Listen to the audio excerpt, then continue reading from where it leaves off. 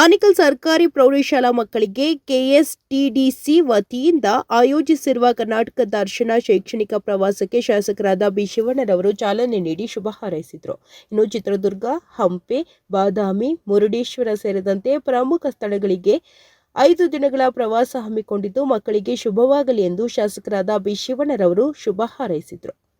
ಇನ್ನು ಸ್ಥಳದಲ್ಲಿ BO Gurumurthy, K Shivanna, Shankar Reddy, Pushparaj, Shivakumar, Banahalli Abhi ಮೊದಲಾದವರು ಭಾಗವಹಿಸಿದರು.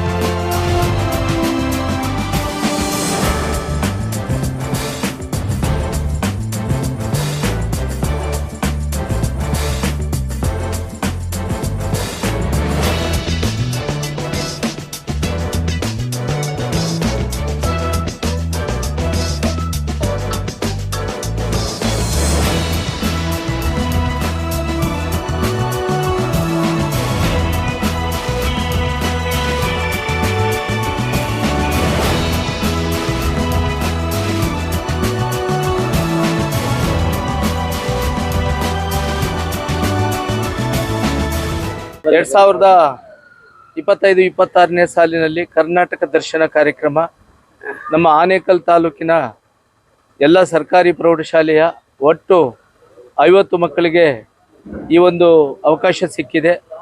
ಸುಮಾರು 5 ದಿನಗಳ ಕಾಲ ಇಡೀ ಕರ್ನಾಟಕದ ಐತಿಹಾಸಿಕ ಸ್ಥಳಗಳನ್ನು ವೀಕ್ಷಣೆ ಮಾಡಿ ಅವರು ಕಣ್ತುಂಬಿಸ್ಕೊಳ್ಳಿಕ್ಕೆ ನಮ್ಮ ಕರ್ನಾಟಕ ಸರ್ಕಾರ SSK ವತಿಯಿಂದ ಈ ಒಂದು ಕಾರ್ಯಕ್ರಮವನ್ನು ಹಮ್ಮಿಕೊಂಡಿದ್ದೇವೆ.